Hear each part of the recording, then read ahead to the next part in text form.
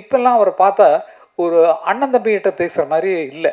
எனக்கு அது நான் மிஸ் ஆகுது. ஏன்னா நான் வந்து இந்த இடத்துல சொல்லி ஆகணும். ஒரு அண்ணன் தம்பி எனக்கு இப்படி பெரிய இளையராஜான்னு ஒரு அண்ணன் இருக்காருன்னு சொன்னால், அவர் இப்போது சமீப காலமாக இப்படி தான் இருக்காரு. இப்போ உட்காந்தோம்னா இப்படி வந்து பார்ப்பார், சேனட்டை இப்படி உட்காந்து மேனஸ்கிரிப்டில் எழுதுவார். திங்க் பண்ணி இப்படி எழுதிட்டு பாரு. நான் திங்க் பண்ணி பார்த்துட்டு என்னது அப்படின்னா சேனட்டு எழுதி கொஞ்சம் வச்சு தவிர வேறு ஒன்றுமே.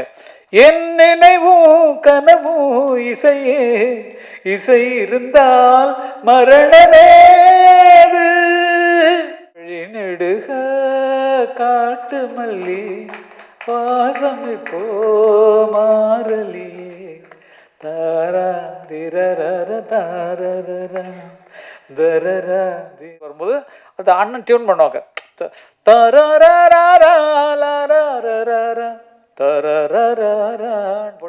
நான் வந்து அதே சந்தம் தான். செந்தாழம்பூவே செந்தாழம்பூன்னு எழுதிருக்கலாம். ஆனால் வந்து எனக்கு வந்து சாஃப்டா வேர்டு வரணுமே அப்படிங்கிறதுக்காக செந்தூர பூவே செந்தூர பூவே ஜில்லென்ற காத்தே என் மன்னன் எங்கே என் மன்னன் எங்கே நீ கொஞ்சம் சொல்லாயோ எழுதுனா அப்போ யாருக்குமே தெரியல. எல்லாருக்கும் வணக்கம். எப்போ பேச கூப்பிடுவாங்கன்னு பார்த்தா லாஸ்ட்டில் பேச வச்சு கொஞ்சம் பாயிண்ட்டே இல்லாமல் பண்ணிட்டேங்க. யாரை பற்றி எல்லோரும் இன்ட்ரடியூஸ் பண்ணியாச்சு. எல்லோரும் இந்த படத்தில் யார் யார் முக்கியமானவங்களோ எல்லாத்தையும் இன்ட்ரடியூஸ் பண்ணியாச்சு. மறுபடியும் அவங்க பேர் சொல்லி இவங்க தான் அவங்க இவங்க தான் இவங்க அப்படிப்பட்ட சூழ்நிலையில் இருக்காங்க, அவர் நடிச்சிருக்காரு, இவர் வந்து மியூசிக் பண்ணிருக்காருன்றலாம் சொல்ல தேவையில்லை. எல்லாரையும் உங்களுக்கு ஏற்கனவே அறிமுகமாயிட்டாங்க. எனக்கு ரொம்ப பிடிச்ச விஷயம் என்னென்னா, இந்த சினிமாவுக்கே சம்பந்தமே இல்லாமல் தனியாக இருந்த கலை உலகத்தில் எந்த வித டச்சும் இல்லாமல் இருந்த ஒருவர் நான் எடுக்கணும் படம் எடுக்கணும்னு சொல்லிட்டு என்கிட்ட வந்து கதை சொல்கிறாரு. கதையை கேட்டால் எனக்கு வந்து நல்ல இயல்பாக ரொம்ப அருமையான ஸ்டோரியாக இருந்தது. ஒரு காதலர்களை ஓடி போன காதல்களை எப்படி வந்து அவங்க காப்பாற்றுறாங்க, என்ன ஆச்சு, அவர் கதையெல்லாம் சொல்லக்கூடாது. அது மாதிரி ஒரு கதையை வந்து சொல்கிறார் அருமைக்குரிய அழகுமலை அவர்கள். நாங்கள் அவங்க ஊர்லேயே ஷூட்டிங் எடுத்திருக்கேன். நான் வந்து யானமலை பக்கத்தில் இருக்கக்கூடிய புத்தக்கடை அந்த பக்கத்துலலாம் இருக்கக்கூடிய ஒரு புதுப்பட்டி என்ற கிராமத்தில் இருக்கிறது. பக்கத்தில் வந்து சக்கரத்தாழ்வார் கோயில் இருக்கும். அந்த கோயிலெல்லாம் நான் பாட்டுகள்லாம் எழுதியிருக்கேன். நிறைய பாட்டு வில்லு பாட்டுக்காரன் எல்லா பாட்டுலையுமே அந்த பக்கத்தில் நான் எடுக்கிற ஷூட்டிங்கை ஒவ்வொருத்தருக்குமே கதை வரும்போது அவங்க லொக்கேஷன் வாழ்ந்த லொக்கேஷனாக வந்துடும் அந்த படத்தில். இது இங்கே தானே வாழ்ந்தோம், இங்கே தானே அந்த சம்பவம் நடந்ததுங்கிற மாதிரி அவரும் அதை தேடி வந்திருக்கார். நிஜமாக எனக்கு கதை சொல்லும்போது தெரியாது இவர் தான் டைரக்ட் பண்ண போகிறாருன்னு. கதை சொல்கிறார், நல்லா இருந்தது. அப்போ நீங்கள் ஒரு பாட்டு எழுதி கொடுக்கணும்னால அதனால சொல்லி பாட்டு எழுதி கொடுத்தாச்சு. அந்த தெற்கு பக்க காற்று அப்படிங்கிற பாட்டு. அப்போ ஒன்றும் சேஞ்ச் எல்லாம் ஒன்றும் சொல்ல. மியூசிக் டைரக்டர் அருமையாக பண்ணிருக்கார். அந்த பாட்டை இப்போ ரெக்கார்ட் பண்ணும்போதே எனக்கு அனுப்புகிறாங்க. ரொம்ப அருமையான ஒரு மியூசிக் டைரக்டர் ஜான்ஜி எங்கள் இசையமைப்பாளர். அவருக்கு ரொம்ப ரொம்ப நீங்கள் தான் என்ன வம்பா இருக்கு பாருங்க. ரெக்கார்டிங்கில் பார்த்தது அதுக்கப்புறம் எங்கே இப்போ தான் பார்க்குறோம் நம்ம. அது அடிக்கடி தொடர்பு கொள்ள இருக்கட்டும். நீங்கள் எத்தனை படம் பண்ணாலும் அதில் கங்கை மரம் எழுதுனா நல்லா இருக்குன்னு சொல்லிட்டு மறுபடியும் கூப்பிடவே இல்லை நீங்கள். தெற்கு பக்க காத்துங்கிற பாட்டு ரொம்ப அருமையான பாட்டு. நல்லா எல்லாம் டோட்டலாக இன்னைக்கு பார்த்த சாங்ஸ் எல்லாமே ரொம்ப நல்லா இருந்தது, தெளிவாக இருந்தது. மியூசிக்கில் அப்பட்டமாக ரொம்ப அருமையாக உங்கள் மூளைகளை செலுத்தி என்ன வேணுமோ இந்த காலத்துக்கு அதை நீங்கள் பாட்டில் கொடுத்துருக்கீங்க, மியூசிக்கில் கொடுத்துருக்கீங்க, ரீரெக்கார்டில் கொடுத்ததா சொல்கிறாங்க. சீக்கிரம் படத்தை பார்த்து அதுக்கு ஒரு ரிசல்ட் சொல்லுவாங்க. நீங்கள் உள்ள மாதிரி ஆட்கள்லாம் வரணும். புதியவர்கள் வரும்போது நீங்கள் உள்ள மாதிரி ஆட்கள்லாம் வரணுங்கிறது எனக்கு மனசில் ஆசை. அதை வந்து கோரியோகிராஃப் பண்ணுறதுக்கு உதவி செய்த நடன மேதையவர்களுக்கு நான் வந்து ரொம்ப ரொம்ப நன்றி சொல்லணும். எல்லா பாட்டுமே ரொம்ப கிளியராக பண்ணிருக்கிறீங்க. அது மிக சிறப்பாக எடுத்த ஒளிப்பதிவாளருக்கு நான் நன்றி சொல்லணும். ஏன்னா வந்து ஷார்ட்ஸ்லாம் அப்படி இருக்குது, நிறைய எடுத்திருப்பீங்க. அதை அழகாக எடிட் பண்ணி எடிட்டருக்கு பாராட்டுகள் சொல்லணும். நிஜமா ரொம்ப நல்லா இருக்குது. உங்கள் ஒர்க்கை அவங்க நல்லா பண்ணிருக்கிறீங்க. ஒரு புதிய படத்திற்கு வரக்கூடிய ஒரு டைரக்டர், தயாரிப்பாளர், நடிகர், அவர் நடிப்பார்னு தெரியாது இருக்குது. அதுக்கப்புறம் தான் தெரிஞ்சது. கொண்டுன்னா ரிலீஸ் பண்ணுறாரு. அப்போ நான் அதுதான் பண்ணிருக்கேன்ப்பான்னாரு. பரவாயில்லப்பா அப்படின்னு பார்த்தா இன்றைக்கி பார்த்தா அவர் வந்து இந்த கிராமத்தில் அந்த பக்கத்தில் யாருமேங்க மற்றவங்க அரசியல் கட்சி சார்பாக தான் நின்று ஜெயிச்சிருக்காங்க. ஒரு கிராமத்தை இந்த இடத்த வந்து இவரை தவிர வேறு யாருமே இல்லை, இவரை மாதிரி உதவி பண்ணுறவங்களுக்கும் போராடுறதுக்கும் வேறு யாருமே இல்லைங்கிற அளவுக்கு ஊரில் துணிச்சலாக வாழ்ந்து கொண்டிருந்த ஒரு மனிதனை இன்னைக்கு வரைக்கும் வச்சுருக்காங்கன்னு சொன்னால் அது அவருடைய ஆற்றல் தான். நிஜமா அந்த பக்கத்தையே கையில் வச்சுருக்காரு. அந்த மாதிரி கோவக்காரன்னு சொன்னாங்க. இன்னும் அவர் கோவத்தை நான் பார்க்கல. எத்தனை பேர் அடி வாங்கினீங்களும் தெரியல. சென்றா என்ன அடி வாங்கி நல்லா இருக்காம்மா, நல்லா அடியா எப்படி நல்லா கொடுத்தாரம்மா, திருப்தியாக இருந்ததா? ஓகே. ஏங்க எப்படி அடிச்சிங்க கொஞ்சம் காட்டுக்கலாம் கொஞ்சம் ப்ளீஸ். அடிச்சு காட்டுங்க, நாங்கள் பார்க்க இல்லை நீங்கள். இல்லை நிஜமா. ஓகே கண்ணா, ரொம்ப நன்றிம்மா, ரொம்ப நன்றி. இது இந்த நிகழ்ச்சி இவங்க 2 பேர் இல்லைன்னா கொஞ்சம் உற்சாகமாக இருந்திருக்குமான்னு தெரியல நமக்கு. இவங்க ரெண்டு பேரும் அவங்க படத்தில் ஆக்ட் பண்ணிருக்காங்க. இல்லைன்னா நான் எம்டியாக இருந்திருப்போம், ஒரு என்டர்டெயின்மெண்ட் இல்லாமல் என்னது ஒரே ட்ரையாக இருக்கு அப்படிங்கிற மாதிரி நினச்சிருப்போம். அது வந்து அவங்க தலைவரி கோலமாக சாரி இந்த காலத்து ஸ்டைலில் வந்துடுறாங்க. அது அந்த காலத்தில் பெண்கள் நல்ல கூந்தலை முடித்து பூ வச்சு அப்படியே அழகாக வச்சு பெரிய பொட்டு வச்சுலாம் வந்த காலங்கள் அது உண்டு. இப்போ குங்குமம் எங்கேயுமே கிடைக்கிறது கிடையாது. இதுக்கு பூ வைக்கிறதுக்கு பூ கடையெல்லாம் ஆடி போய் கிடக்கு பூவெல்லாம். யாருமே தலையில் பூ வச்சுக்காம தான் சுற்றிட்டுறோம் பெண்கள் எல்லாமே. காலில் கோலம் போட்ட காலமெல்லாம் போச்சு, எல்லாம் கல்ச்சரே மாறி போச்சு அப்படிங்கிறது உண்மையான ஒன்று. பேரரசிட்ட சொல்லணும்னா சமுதாய பிரச்சனைகளே அவங்கங்க வந்து சொல்லக்கூடியதில் மிக பிடித்தமானவர் நிறைய இருக்குது. பல விஷயங்கள் தயாரிப்பாளர்களுக்கு ஏற்படுகிற கஷ்டம், தேட்டர் கிடைக்காம அலையிறதுக்கான கஷ்டம் எல்லாமே தெரியும். தயாரிப்பாளர்கள் பேசுனதால் ரொம்ப அற்புதமாக இருந்தது. ஆனால் என்ன பண்ணுறது, தேட்டர் கிடைக்கிறது எங்கே போய் கேட்குறதுன்னு தெரியல, எப்படி தேட்டர் அப்ரோச் பண்ணுறதுன்னு தெரியல. புதியவர்கள் வந்தாங்கன்னா அவங்களுக்கு கைடன்ஸ் பண்ணுறதுக்கு நிஜமாக எனக்கு தோன்ற ஒரு ஐடியா என்னன்னு சொன்னால், டைரக்டர்ஸ் யூனியனில் இருக்கீங்க, புது டைரக்டராக வந்திருக்காங்க, புது தயாரிப்பாளர் வந்திருக்காங்க, தயாரிப்பாளர் சங்கமும் இங்கே இருக்குது, அது நடிகர் சங்கத்துக்கு டைரக்டர் யூனியனுக்கு இருக்க இயக்குனர் சங்கத்துக்கு இருக்கிறவங்களும் இருக்கிறாங்க. ஒரு புதியவர் வந்து படம் எடுக்க வந்தாங்கன்னு சொன்னால் அவங்க படத்தை முதல்ல பார்க்க வேண்டியவர்கள் டைரக்டர்ஸ் யூனியன்லேயும் விநியோகஸ்தர்கள் யூனியன்லேயும் தயாரிப்பாளர்கள் யூனியன்ல பார்க்கணும். பார்த்துட்டு இப்படி புதுசாக வந்துருங்க, பரவாயில்லையா, எவ்வளோ ஆச்சு, ஓகே, இது இப்படி போகும் இப்படி போகும்னு ஒரு கைடன்ஸு கொடுத்தீங்கன்னா புதியவர்கள் வர்றதற்கு வாய்ப்பாக இருக்கணும்னு நினைக்கிறேன். தயாரிப்பாளர் சங்கம், நடிகர் நமது இயக்குநர்கள் சங்கம், அவங்க தான் ஃபஸ்ட்டு பார்க்கணும். ஃபஸ்ட்டு பார்க்க வேண்டியவங்களும் அவங்க தான். வாங்க வாங்க வாங்க வாங்க வாங்க. எதிர்பார்த்தாங்க. ஆக்சுவலி இது படம் எடுத்து முடிச்சுட்டு பார்க்குறது வேஸ்ட்டு. முன்னாடி படம் எடுக்க முன்னாடியே என்ன கதை பண்ண போகிறோம் அப்படி வந்தாங்கன்னா நாங்கள் இந்த கதையை திரைக்கதை வச்சு ஒரு குரூப் இருக்குல்ல, டிஸ்கஷன் குரூப்புங்கிறது உங்கள் காலத்தோட போச்சு, எங்கள் காலத்தோட போச்சு. இப்போ டிஸ்கஷனுங்கிறது இல்லை, நினச்சதை எடுக்கிறது அன்றைக்கி படமாக போச்சு. அவங்க நினச்சி எடுக்கிறனால தான் இன்றைக்கி படங்கள் தரம் இல்லாமல் வருது. அப்போ யார் வந்தாலும் சரி எங்கள் இயக்குனர் சங்கம் சார்பாக நாங்கள் ஒரு குரூப்பை கூட அனுப்புகிறோம், கதையை சொல்லுங்கள், அவங்க வழி நடத்துவாங்க. அப்போ ஃபஸ்ட்டு அடித்தளம் அஸ்திவாரங்கிறது கதை தான். நீங்கள் கதையை சரி பண்ணால் தான் அதுக்கடுத்து நம்ம கிளைமேக்ஸ் போகிறோம், ஃபஸ்ட்டு பிகினிங்க்கு வரணும். அதனால் எங்கள் இயக்குனர் சங்கம் யார் புதுமுக இயக்குனர் வந்தாலும் உங்களுக்கு கதையை சரிப்படுத்துவதற்கு வந்தாங்கன்னா நாங்கள் ரெடியாக இருக்கோம். ஓகே, இயக்குனர் தயாரிப்பு சங்கம் இன்றைக்கி வழிநடத்த ரெடியாக இருக்காங்க. ஆரோக்கியமான சினிமா தீ மலரும். அது கொஞ்சம் சிக்கல் கண்ணா. ஏன்னா வந்து உங்கள் டைரக்டர் சீனில் வந்து சொன்னோம்னா புதுசாக படம் எடுக்கிறவங்க அந்த சீனை தூக்கி வச்சுட்டாங்கன்னா நாங்கள்லாம் ஒன்றும் பண்ண முடியாது. ஐயோ அந்த சீன் நல்லா இருக்கையா, அடுத்து நமக்கு வருது, அந்த கேரக்டர் அப்படியே இங்கே வச்சுக்கலாமே அப்படின்னு சொன்னால் பண்ண மாட்டாங்க. சும்மா நான் வேடிக்கைக்காக சொல்கிறேன், எல்லாரும் சுய சிந்தனையில் உள்ளவங்க. ஆனால் ஆமாம்மா நான் தான் சாட்சி. ஏன்னா நல்லா இருந்துச்சுன்னா அந்த படம் லேட்டாக எடுப்பாங்க ஒரு காலையில், அந்த சீன் நல்லா இருந்ததில்ல, அதை தூக்கி அந்த இதை நம்ம மாற்றி பண்ணிவிடுவோம். அவங்க கிராமத்தில் எடுத்தாங்களும் 2 பேர் ஓடினாங்கன்னு நம்ம டவுனில் வச்சுக்கோம் அப்படிங்கிற மாதிரி மாறிடலாம். அதனால் அது சரியாக இருக்குமான்னு கொஞ்சம் யோசிங்க. வேற ஒன்றும் சொல்கிறதுக்கு இல்லை சார், அவ்வளோதான்.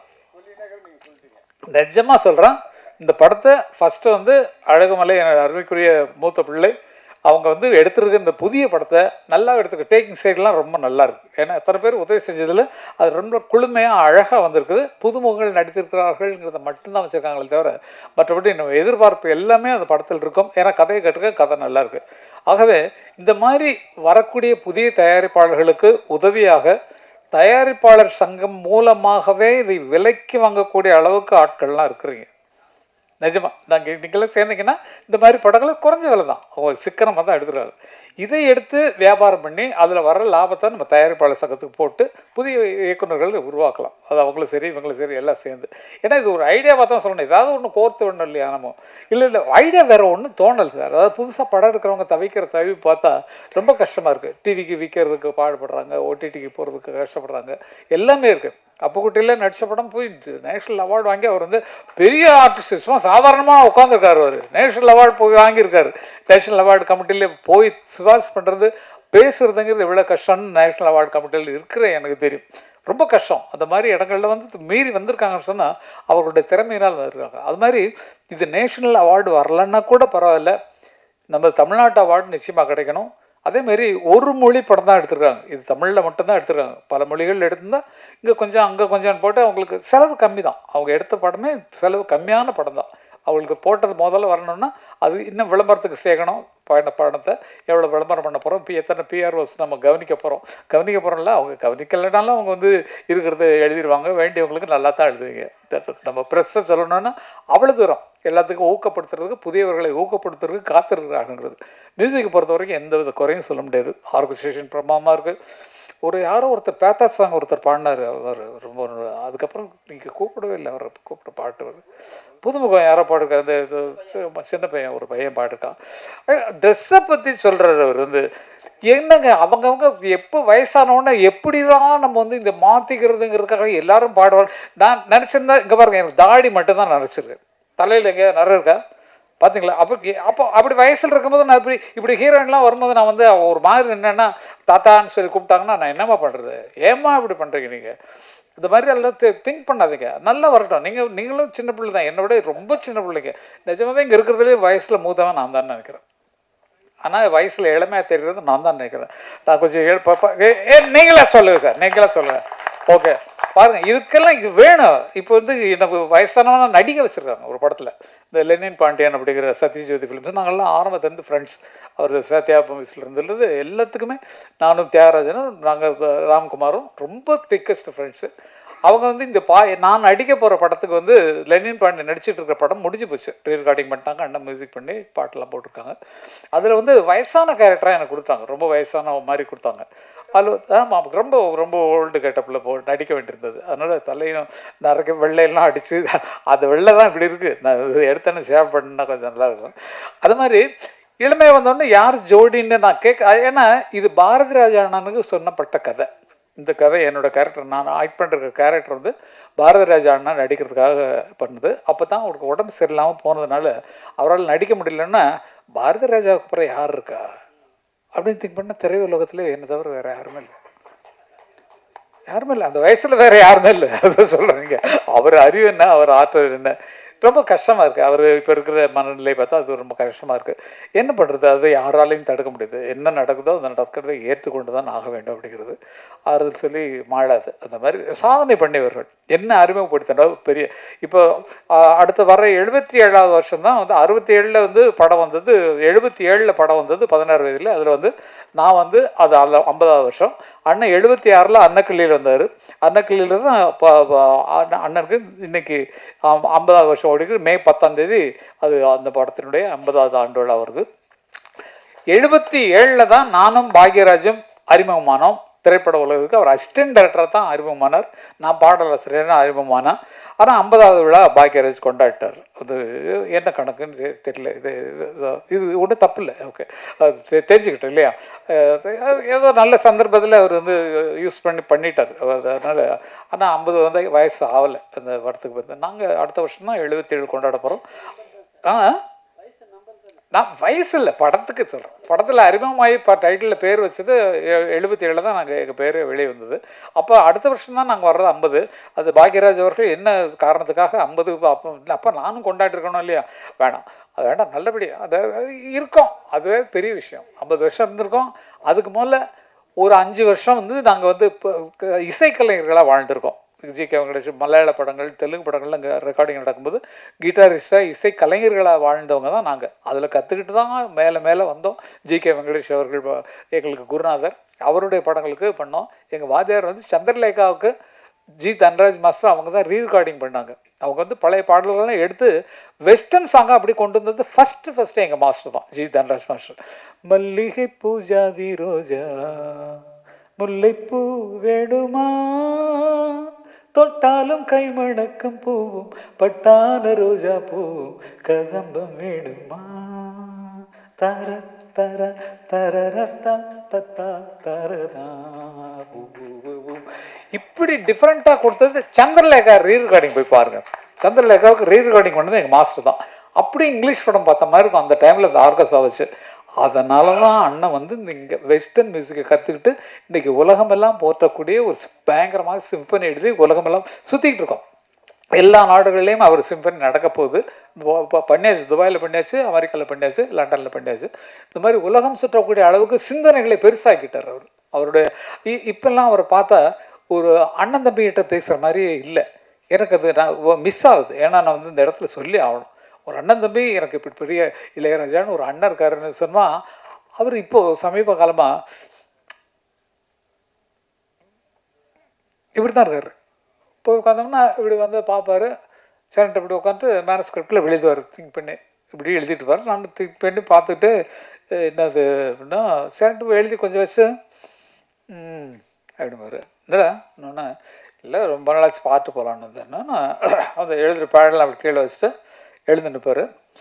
எழுந்து நின்று இப்படி முகத்தை காட்டு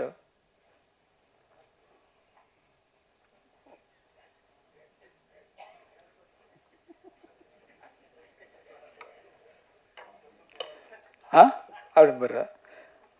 அப்போ பார்த்துட்டு இல்லை போடான்னு சொல்றியா நீ அப்படின்னு பார்க்க வந்தேன்னு சொன்னா சுற்றி காட்டி பார்த்துட்டு இல்லை அப்படிங்கிற மாதிரி. இது வந்து சந்தோஷமா இருந்தது. அண்ணன் வந்து நமக்குள்ள ரெஸ்பாண்ட் பண்ணுறாரு அப்படிங்கிறது. சில நேரங்களில் அவர் பேசலைன்னா ரொம்ப மனசு கஷ்டமாக இருக்கும். அவர் அந்த மாதிரி மாறிட்டார். சதா சர்வகாலம் நாங்கள்லாம் ஆரம்பத்தில் 120 படம் வரைக்கும் அண்ணனோட அசிஸ்டன்ட் உட்காந்து ஒரு பாடல்கள் நானும் ஞாபகப்படுத்தி 2 பேரும் தான் பாடிட்டு இருக்கோம். நான் தான் கிட்டாரிஸ்ட்டு, அவர் வந்து பியானோவில் வாசிப்பார். வீட்டில் உட்காந்து சாங் கம்போஸ் பண்ணுறது நாங்கள் 2 பேர் தான் உட்காந்து பண்ணுவோம். ஏன்னா இப்படி வச்சுக்கலாம் வேண்டாம், அப்படி தரத்தாரே தரத்தீரதானா அது பாட்டாக வந்துடும் உங்களுக்கு. அந்த மாதிரி 2 பேரும் உழைச்சி எங்கள் அண்ணன் இந்த பாவலர் பிரதர்ஸுங்கிற பேரில் வந்து நாங்கள் கஷ்டப்பட்டு வரணும்னு சொல்லி தான் மனசில் வந்தோம். அதே மாதிரி வளர்ந்தோம். ஆனால் அவர் வந்து எதுலேயுமே மியூசிக்கை தவிர வேறு எதுலேயுமே பற்று இல்லை. சாப்பாடு சரியாக சாப்பிட மாட்டார். காலைல டிஃபன் அவர் கூட சாப்பிட்டார் 2 இட்லி, அவ்வளோதான். மத்தியானம் அவர் கூட வீட்டுக்கு சாப்பிட போனால் சப்புன்றிருக்கும். என்னடா இது உரப்பும் இல்லை உப்பும் இல்லை, என்னென்ன எப்படி என்னென்ன இப்படி என்ன என்ன என்ன பாரு இல்லை, இவ்வளோ கம்மியாக உப்பு சாப்பிட்றது ஒன்றும் இது டேஸ்ட்டே இல்லை. என்ன வேணுமோ போட்டு இந்த பெப்பர் சால்ட் போடுங்க, அந்த உப்பு எடுத்து கொட்டிக்கோ, அவ்வளோதான். எது பிடிச்சி அதே சாதம் தானடா அது அப்படிம்பாரு. அவர் தனிமையை யோசித்து நம்ம கேட்டோம்னா அதை கூட அவர் சாதாரணமாக எடுத்துக்கிறார். அளவுக்கு வளர்ந்துருக்காருன்னா அது சதா சர்வகாலமும் இசையை தவிர வேறு ஒன்றுமே. என் நினைவும் கனவும் இசையே, இசை இருந்தால் மரணமேது அவர் எழுதின பாட்டு தான். அந்த பாட்டு மாதிரியே வாழ்ந்துட்டு இருக்காரு நினைக்கும் போது எவ்வளவு பெருமைக்குரிய பிறவி எங்களுக்கு கிடைச்சிருக்கு, எனக்கு கிடைச்சிருக்கு. எனக்கு தான், ஏன்னா எனக்கு அண்ணன் இல்லைன்னா அந்த அறிவு அவருக்கு வந்திருக்குமா? அப்படியா? ஆமா சார், யாரும் கூப்பிடல சார். படம் இட்டு அப்போ ப்ரொடியூசர்கிட்ட சொல்லுங்க சார், அங்கே போடுங்க. எதுக்கு அவர் வந்து இவரை போட்டாரு? நான் அவ்வளோ பக்கத்தில் அவங்க அப்பா மாதிரி பக்கத்தில் இருக்க என்னை வந்து மியூசிக் போடல, அவர் இவரே போடல. இல்லை இல்லைப்பா, அதுக்கு இல்லை. நிஜமாவே யாரா இருக்குன்னு ஒரு குறிப்பிட்ட காலம் இருக்கு. இப்போ அண்ணன் பண்ணுற படமெல்லாம் ரஜினி படம் பண்ணுறாரா, இப்போ கமல் படம் பண்ணுறாரா, என்ன படம் பண்ணுறாரு? இல்லை, அவருக்கு கிடைச்சது யார் அவர் விரும்பி போகிறாங்களோ அதை பண்ணுவார். அது ஆர்டிஸ்ட் கேட்குறதில்ல, கதை சொல்லுவாங்க. ஐயா நீங்கள் பண்ணி கொடுத்தா நல்லாயிருக்கும், இப்படி தானே பேசுகிறாங்க. போய் அவர்கிட்ட வேலை கேட்குறதே பயம். கேட்டோன்னா சரி கதை சொல்லுங்க, சரி வாங்க பண்ணிக்கலாம் அப்படின்னு சொல்லிட்டு பாட்டு போட்டாருன்னா பாட்டு ஃபிக்ஸ்டு. வழி நெடுக காட்டு மல்லி வாசம் இப்போ மாறலி தாரா திரர தாரர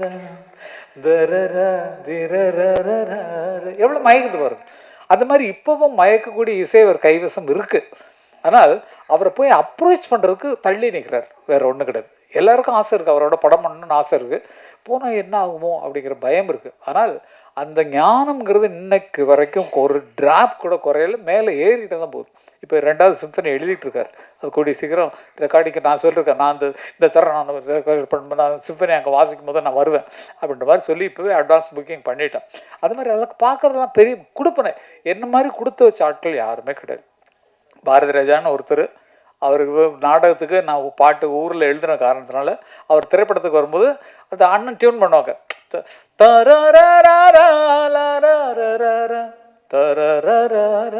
போட்டார்னா அமரு இதுக்கு ஏதாவது வார்த்தை சொல்லு, சும்மா டம்மியாக பாடி காட்டுக்கிறார் டியூனு வார்த்தை சொன்னோன்னே நான் வந்து அதே சந்தம் தான் செந்தாழம்பூவே செந்தாழம்பூன்னு எழுதியிருக்கலாம். ஆனால் வந்து எனக்கு வந்து சாஃப்டாக வேர்டு வரணுமே அப்படிங்கிறதுக்காக செந்தூரப்பூவே செந்தூரப்பூவே ஜில்லென்ற காற்றே என் மன்னன் எங்கே என் மன்னன் எங்கே நீ கொஞ்சம் சொல்லாயோ எழுதுனா அப்போ யாருக்குமே தெரியல செந்தூரப்பூவேன்னு ஒன்று இருக்குன்னு யாருக்குமே தெரியாது.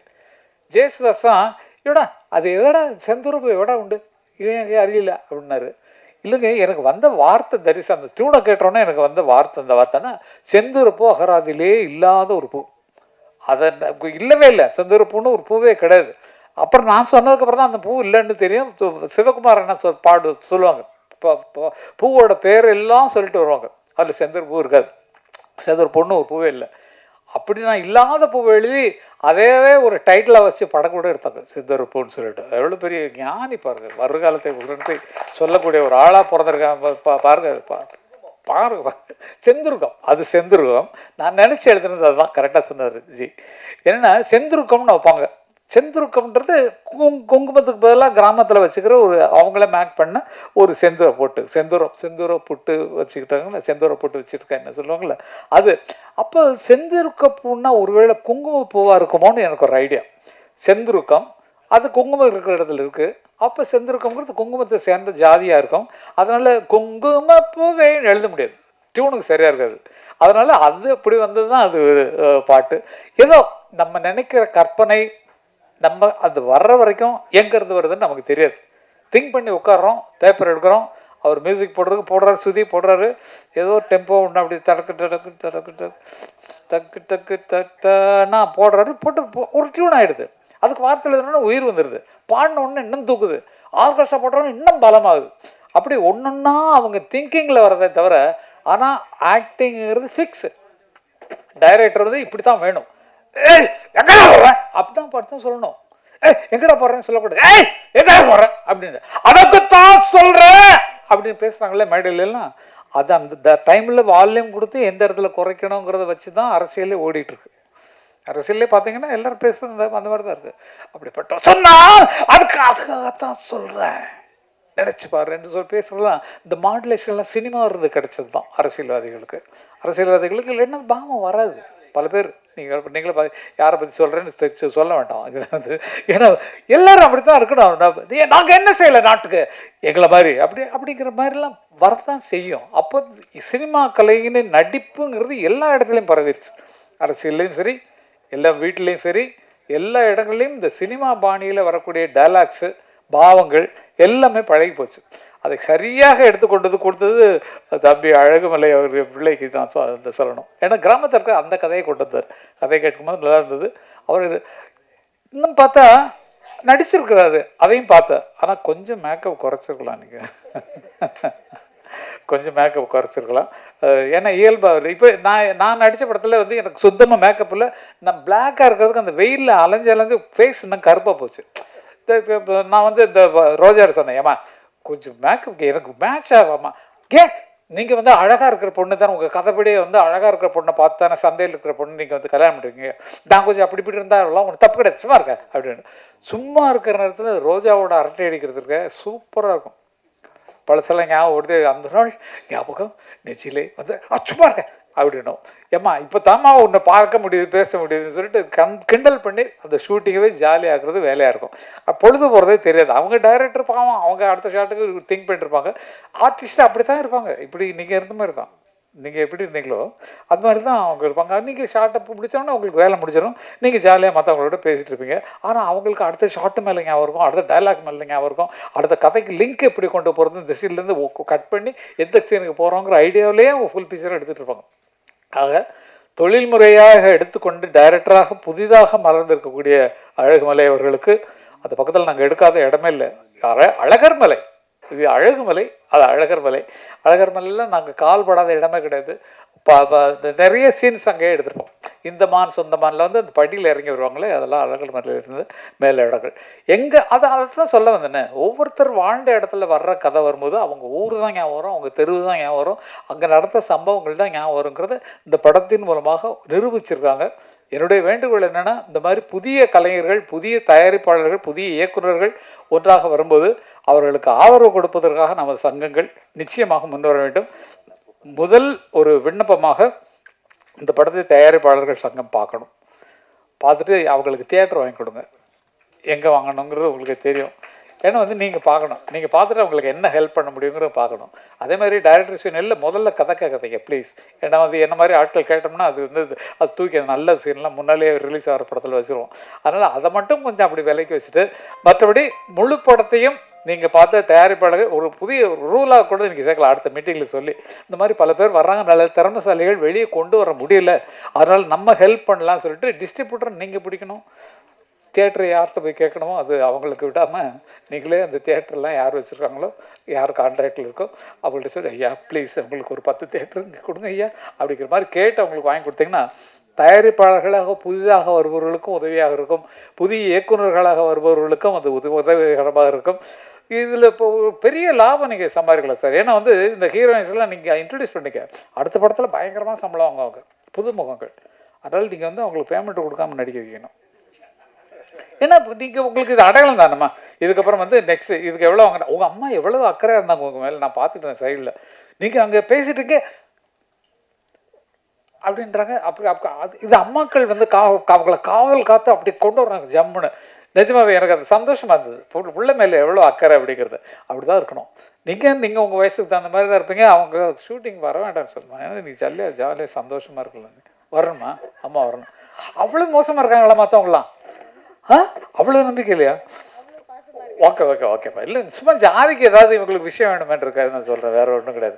அம்மா அவ்வளோ பொறுப்பாக இருக்கிறது தான் நல்லது. பார்த்துக்கணும், பொண்ணை பார்த்துக்கணும். ஆனால் இந்த காலத்தில் அப்படி இல்லைம்மா, எல்லாம் ஃப்ரெண்ட்ஸாக தான் பழகுறாங்க. நம்ம சும்மா தப்பாக நினைக்கிறோம், எல்லாம் ஃப்ரெண்ட்ஸாக பழகுறாங்க. இப்போ ஹீரோயினும் சரி இவங்களும் சரி, நீங்களும் 2 பேரும் ஹீரோயினா 2 ஹீரோயினா ஓகே. அப்போ அவங்களுக்கு சௌகரியமாக இருக்கக்கூடிய குரூப்பு தான் பக்கத்தில் இருக்குது. அதனால் நம்பி விடலாம். இந்த காலத்தில் அப்படி இல்லை, எல்லாம் ஃப்ரெண்ட்ஸாக தான் பழகுறாங்க அப்படிங்கிறது உணர்ந்துக்கணும். அது மாதிரி வேறு என்ன சொல்கிறதுக்கு ஒன்றுமே இல்லை, எல்லாத்தையும் பேசியாச்சு. ஏதாவது அவ்வளோதான். நீங்கள் இப்போ மியூசிக் பண்ணுறதை பற்றி கேட்டீங்க, அது அப்படி போயிருக்கு. பாட்டு எழுதுறதை பற்றி என்ன நல்ல பாட்டு கேட்டு தெற்கு பக்க காற்று அப்படிங்கிற மாதிரி அதில் ஒரு பாட்டு எழுத வச்சார். முன்னால் பாட்டு எழுதுனோம்னா சார் இன்னொரு ஆல்டர்னேட்டிவ் பல்லு இருந்தால் நல்லா இருக்குமேனா நிஜமாகவே அண்ணாட்டு எழுதின பாட்டு எல்லாமே ஃபஸ்ட்டே ஒரு பாட்டு போட்டுருவார். இப்போ ஒரு வார்த்தை சொல்லி பாடிடுவார். ஒரு உதாரணத்தை சொல்லணும்னா மாங்குயிலே தானே மாங்குயில மட்டும் வந்துடும். தானே மாங்குயிலே தானே தன்னைத்தானே பாடுவார். அப்போ அந்த மாங்குயிலே பிடிச்சி நம்ம போனோம். அப்போ மாங்குயிலே பூங்குயிலே செய்தி ஒன்று கேளு, உன்ன மாலையிட தேடி வரும் நாள் எந்த நாள். அப்ப நம்ம விஷயம்தான். கால தழுவி நிற்கும் கனகமணி கொலுசு எம்மா நானாக மாற இப்போ நினைக்குதம்மா மனசு, உள்ள இருக்குதுக வெளியே என்ன பேச்சு. புரிஞ்சதா? கால தழுவி நிற்கும் கொலுசு நானாக மாற இப்போ நினைக்குதம்மா மனசு. அட நீங்க உள்ள இருக்கிறீங்க வெளியே என்ன பேசு, மனசுக்குள்ள இருக்கிறீங்க எனக்கு கொலுசை பற்றி சொல்லிடுங்க, காலில் கொலுசு மாதிரின்னு அப்படிங்கிற மாதிரிலாம் எழுதியிருக்காங்க. யாருமே இதற்கு சொல்லவே இல்லை. பாருங்க, இத்தனை பேர் தினம் கேட்டிருக்கீங்க. இந்த மனசு நஞ்சனரம் தான், வந்து விழுந்த நல்ல விதை தான், சந்திரனம் தான் சாட்சியம் வச்சு சொன்ன கதை தான், சொந்த கதை தான். தோளை தொட்டு ஆற ஐயா சொர்க்கத்தில் சேர, மாலை வந்து ஏற, பொண்ணு சம்மதத்தை கூற, சந்தனம் கரைச்சு பூசணும் எனக்கு, முத்தையம் கணக்கு மொத்தமும் உனக்கு.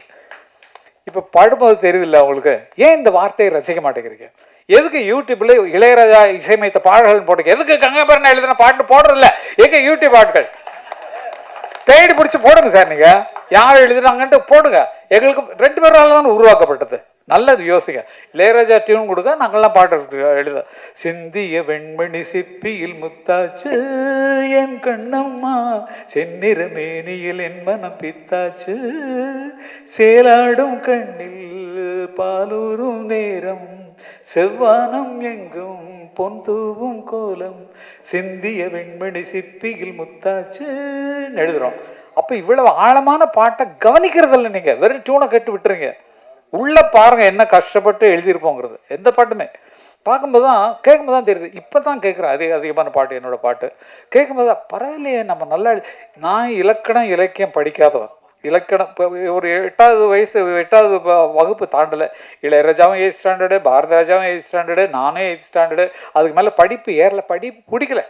எங்கள் அண்ணெல்லாம் எங்கள் அண்ணன் பாவல வரதராஜன், பாஸ்கரனா, ராஜாண்ணா 3 பேரும் சேர்ந்து நம்ம வீட்டில் ஒரு ஆள் படித்தவங்களா இருக்கணும்ப்பா, நீ வந்து தயவுசெய்து நீ படிப்பை கண்டினியூ பண்ணனா, நான் வந்து இல்லை எனக்கு பாட்டு தான் வேணும், எனக்கு படிப்பு வேணான்னு சொல்லிட்டு அண்ணன் கச்சேரியில் போய் பாண்டவன்.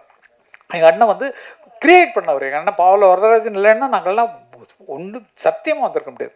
ஏன்னா அவர் தான் எங்களுக்கு பாட்டு எழுத சொல்லி கொடுத்தார், பாட்டு பாட சொல்லி கொடுத்தார், கதை எழுத சொல்லி கொடுத்தார். அது இல்லைன்னா எங்களுக்கு நாங்கள் இவ்வளவு பெருசாக வந்திருக்க முடியாது. எங்கள் அண்ணனை ஃபாலோ பண்ணி தான் நாங்கள்லாம் வந்தோம். எங்கள் அண்ணன் போட்டெல்லாம் அருமையான பாட்டுகள்.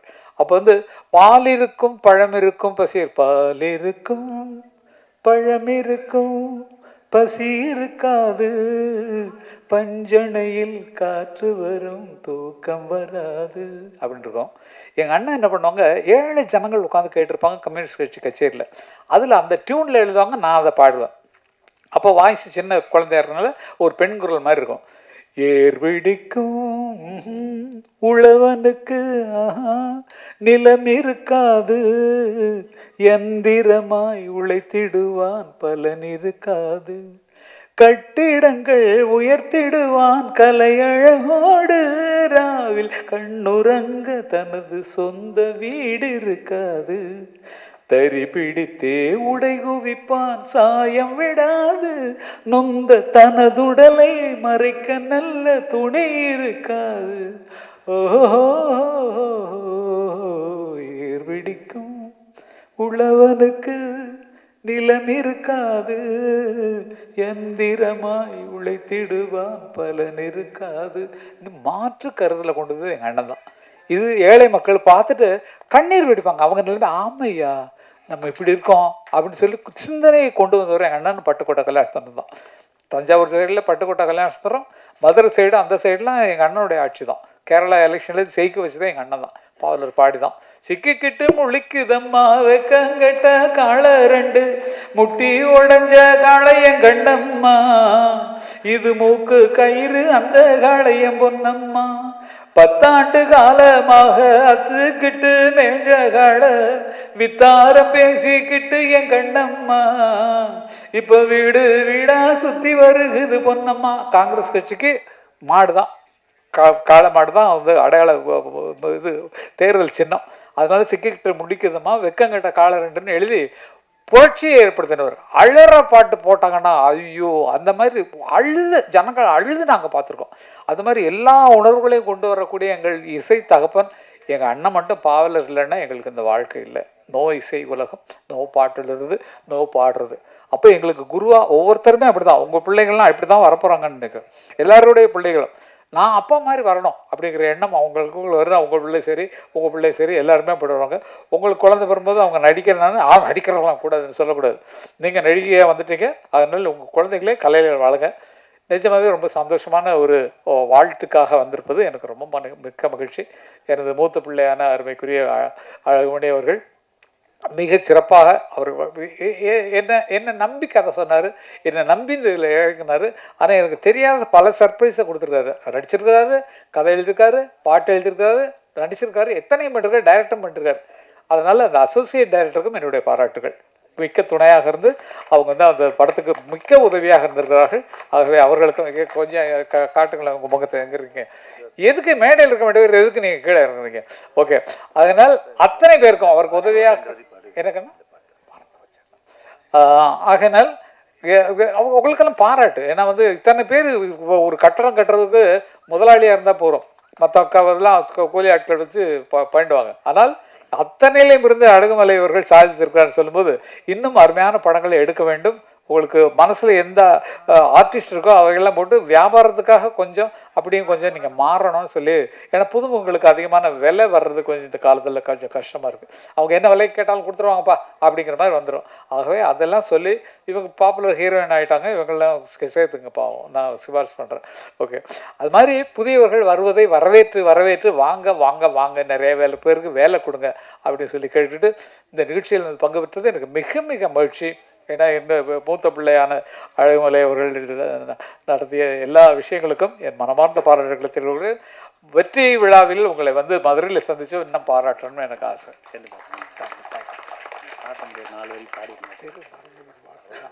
வார்த்தை ஏன்னா இந்த படத்தின் பாட அந்த இது ஏன்னா குழந்தை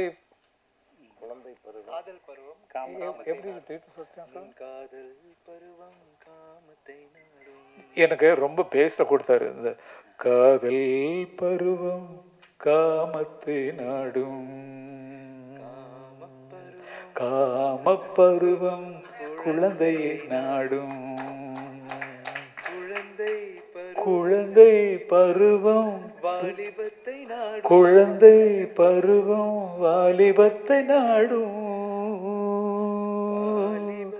வாலிப பருவம் இல்ல எனக்கு முன்னால கீ எடுத்து கொடுக்கணும் டயலாக் கொடுக்கணும் மாதிரி வாலிப பருவம் வாலிப பருவம் இல்ல அதை பாடக்கூடாது இப்படி கீ எடுக்கணும் தெரியுங்களா நான் குழந்தை வாலிப பருவம்ன்ற போது அடுத்த வாரம் நீங்க சொல்றேன் வாலிப பருவம் முதுமையை நாடும் இப்படிதான் அந்த டயலாக் எடுத்து கொடுக்கறது நீங்க பார்த்துருப்பீங்க.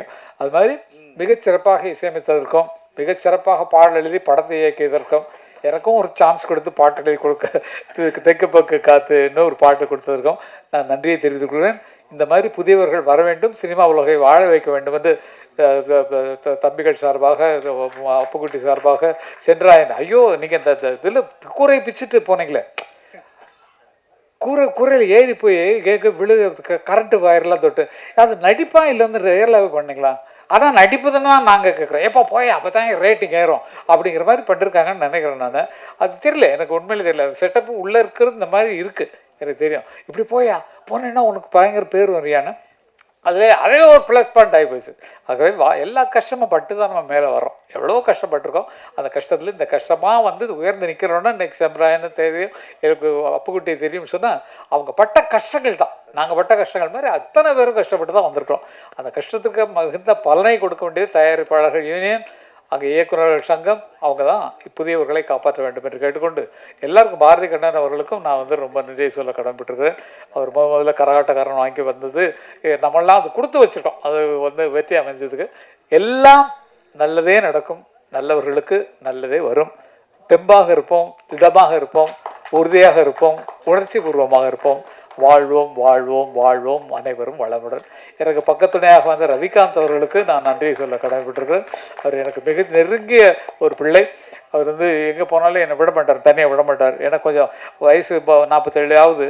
அந்த 47 வயசில் நமக்கு கொடுத்தா என்னது என்னாச்சு 47 வயசுலேயே எனக்கு இந்த மாதிரி கொஞ்சம் ஒரு சின்ன ப்ராப்ளத்தினால இந்த எலெக்ஷனில் நின்னா அதில் கொஞ்சம் இருக்கிறதுனால காலில் கொஞ்சம் இப்போ தான் ட்ரீட்மெண்ட்டுக்கெலாம் போயிட்டு வரேன். 47 வயசுலேயே இப்படி இருக்கேன்னு நீங்களாம் ரொம்ப சந்தோஷப்பட்டு 47 வயசு தான் பார்த்துங்க. ஓகே, ரொம்ப நன்றி. வாழ்க அனைவரும் என்று வாழ்த்து விடைபெறுகிறேன். நன்றி, வணக்கம், தேங்க்யூ. ஓகே.